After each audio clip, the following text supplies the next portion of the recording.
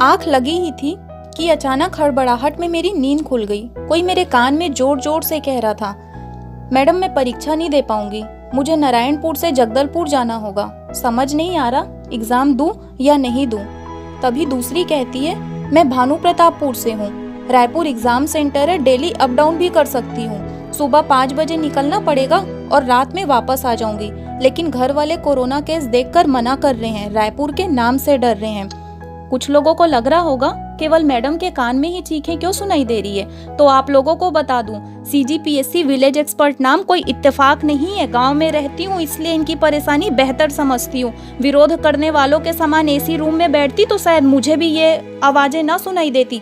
सलाम है मेरा साक्षी ध्रुव और रोशनी निषाद जैसी लड़कियों को, जो 4 दिन लगातार 21 घंटे एग्जाम देने का हिम्मत तो दिखा रही हैं, लेकिन मजबूरियां इन्हें शांत कर रही है। और मजबूरी इस बात की नहीं है कि तैयारी नहीं हुई है। ये संकीर्ण मानसिकता वाले जो इस बात को लेकर विरोध कर रहे हैं ना, तो आप सभी को भी बहुत अच्छे से पता है, प्री के बाद मुश्किल से 1.5 माह का ही समय मिलता था, फिर इस बार तो खूब समय मिला है। कोई लॉकडाउन में सिंगापुर आगरा अपनी छुट्टियां एंजॉय करने नहीं गया था। ये डर, ये मजबूरी उनकी जायज है, जो एग्जाम का नहीं बल्कि एग्जाम से लौटने के बाद उनके घर के बूढ़े दादा दादी, नाना नानी या बच्चों के कोरोना संक्रमण ना हो जाए इस बात को लेकर है।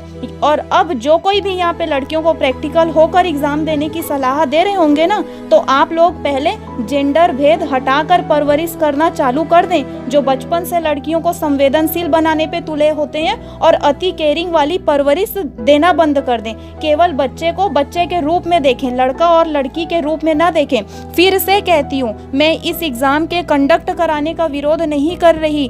प्रतियोगी इतने मैच्योर हैं कि टिक करने वाले एक दिन के पेपर को कोरोना गाइडलाइन के साथ आसानी से हैंडल कर लेंगे।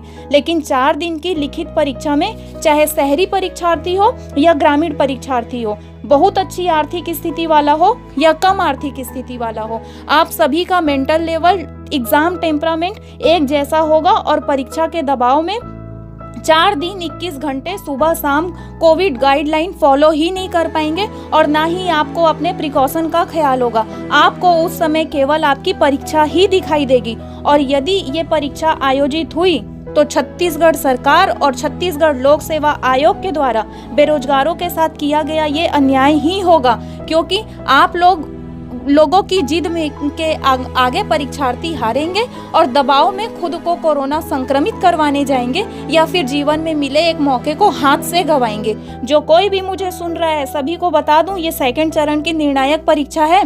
पहले चरण में 90,000 से अधिक प्रतियोगी शामिल हुए थे, जिसमें मात्र 3617 लोगों का चयन हुआ है। और जो लड़कियां बेबसी में शामिल नहीं हो पाएंगी उसका जिम्मेदार कौन होगा? आप सभी सुनने वालों से पूछती हूँ, क्या ये अन्याय नहीं है? वास्तविकता ये है कि 4 दिन की परीक्षा के बाद किसी भी अप्रिय घटना के लिए सरकार को कोई फर्क नहीं पड़ने वाला है और आप या आपके घर के सदस्य, उनके लिए केवल एक संख्या से ज्यादा कुछ भी नहीं है। हमारे ये मंत्री जी क्या कह रहे हैं, डिस्क्रिप्शन में लिंक दे रही हूँ, सुनिएगा।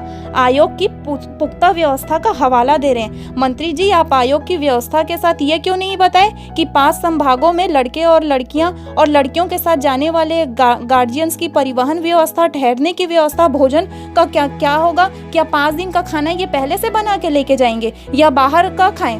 क्या इस बारे में आपकी कोई नैतिक जिम्मेदारी नहीं थी? क्या है ना मंत्री जी, बेचारे सभी ग्रामीण जनजातीय क्षेत्र के जो प्रतियोगी हैं ना, अभी इन सेंटर में अपने फार्म हाउस नहीं बना पाए हैं, नहीं तो वहीं जा कर के ये रुक जाते। खैर, गलती आप सभी मंत्रियों की नहीं है। सत्ता, पद, प्रतिष्ठा, ये मानवीय प्रवृत्तियां ही होती ऐसी हैं कि हर कोई इसे हजम नहीं कर पाता। एक सभ्य नागरिक के रूप में ही हम इन समस्याओं को बेहतर समझ पाते हैं। परेशान हो रहे प्रतियोगी के गार्जियंस, पेरेंट्स, आप सभी सवाल पूछिए, सवाल दागिए अपने अपने क्षेत्रीय विधायकों, नेताओं, विपक्ष वालों से। आयोग फोन करके पूछें, परीक्षा के बाद यदि आप कोरोना संक्रमित हो जाते हैं तो सरकार आप लोगों का खर्चा उठाएगी या नहीं उठाएगी? कब तक मुंह बंद कीजिएगा? कब तक इनका तमाशा देखिएगा? बहुत अनुनय विनय कर चुके हैं आप। इनकी हठ धर्मिता इनको खुद छोड़नी थी। 4 दिन होने वाली परीक्षा खुद स्थगित करते या तो सभी जिलों में व्यवस्था करते। सभी मुझसे कमेंट कर पूछ रहे हैं, मैडम क्या करें? तो आप सभी मेरे साथ अपनी आवाज़ बुलंद करें, सभी एकजुट होकर आगे आएं, सभी अपने अपने Twitter, Facebook, Insta, social media के द्वारा गढ़बो नवा छत्तीसगढ़ के कर्ता धर्ता पर सवाल दागिए। हर लड़की के पिता, भाई और स्वयं लड़के लड़कियां सामने आए और सवाल दागिए। मेरे अकेले बोलने से कुछ नहीं होगा। छत्तीसगढ़ पीएससी व्यापम की तैयारी करवा रहे सभी यूट्यूबर्स से मेरी अपील है, अपने सुदूर ग्रामीण प्रतियोगी बच्चों के लिए आवाज उठाएं। इन्होंने ही आपको पहचान और सफलता दिलाई है। ये हैं तभी आप हैं। कोई और ना समझे, कम से कम आप यूट्यूबर्स तो समझें। लिस्ट आप लोगों की बहुत लंबी है, इसलिए किसी का नाम व्यक्तिगत रूप से नहीं ले रही, लेकिन समय निकाल के 5 मिनट का वीडियो बनाना आप लोगों के लिए कोई बहुत बड़ी बात नहीं है। ग्रामीण बच्चे तो बेचारे बड़े कोचिंग में चले जाते हैं, लेकिन अपने डाउट तक तो वहाँ पूछ नहीं पाते। समस्या क्या खाक बताएंगे? जो परीक्षा में शामिल नहीं हो पा रहे हैं या परेशान हैं, तो जिस भी चैनल से जुड़े हैं वहाँ आपका बेहतर संवाद है। अपनी समस्या इन्हें बताएं, उनसे रिक्वेस्ट करें कि सर एक वीडियो बनाकर हमारी बात सरकार और आयोग तक पहुंचाने में हमारी मदद कीजिए। ऐसा करने से शायद बधिरों को सुनाई पड़ जाए कि कैसे कोरोना संकट काल में ये असंवेदनशील हो रहे हैं। आप यूट्यूबर्स के पास अपने सुदूर परीक्षार्थियों को धन्यवाद देने का इससे सुनहरा अवसर हो ही नहीं सकता, जिन्होंने आपको एक पहचान दिलाई है। और जो भी मेरी इस बात से सहमत नहीं है, तो उन्हें आप सभी ह्यूम के संशयवाद का एक इंजेक्शन तो जरूर दीजिएगा। अहंकार के नियंत्रण के लिए ये इंजेक्शन की खुराक देना बहुत जरूरी है। याद दिलाइएगा उन्हें कि कैसे उनके पहले वीडियो में वो अपनी आवाज एक सहजता और शालीनता से निकालते थे। अपना चैनल लाइक करने, सब्सक्राइब करने की अपील आपसे खूब जोरों से करते थे। ये याद दिलाइएगा उन्हें। तो देर किस बात की है? सभी अपने अपने गुरुजनों से अपनी समस्या बताएं। पेरेंट्स, गार्जियन सभी अपने क्षेत्रीय नेताओं से विपक्ष तक अपनी बात पहुंचाएं। आयोग में कॉल करके अपनी समस्या बताएं। सही जगह में, सही समय पर सही बातों को जब तक नहीं बोलेंगे, आपकी समस्या अपने आप निवारित नहीं हो जाएगी। अपनी समस्या के लिए आपको खुद सामने आना होगा, हल्ला करना होगा। याद रखिएगा, जब तक मूर्ख जिंदा है तब तक विद्वान राज करेगा। चॉइस आपकी है, आपको मूर्ख बनना है या विद्वान बनना है।